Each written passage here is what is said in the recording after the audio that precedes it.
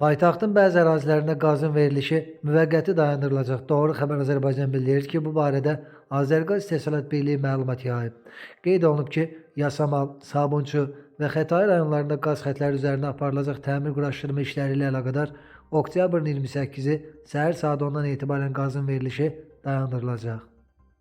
Qeyd olunub ki, təmir gedən müddətdə Yasamal rayonu üzrə Azadlıq, Mətbuat, Hüseyn Cavid, Azərbaycan, Bülbül prospektlərinin, eləcə də Mikayıl Müşfiq, Nərmanov, Qutqaşınlı, Ələkbərov, Sultanova, Fətəli, Abdullah Şaiq, Muxtarov, Məmməd Rahim, Zərgər Palan, Dağlı, Xəlilbəyli, Səfərli, Nizami, Hacıbəyov, Vurğun, Xaqani, Behbudov, Rıza, Mərdanov qardaşları, İçəri şəhər və Rastropoviç küçələrinin, Sabunçu rayonu üzrə isə Pirşağı qəsəbəsi, Qurtuluş, Kərimov küçələrinin, Maşrağı qəsəbəsi, Gülçülü Safozunun, Xətai rayonu üzrə Salmani küçəsinin qaz təchizatında müvəqqəti fasilə olacaq.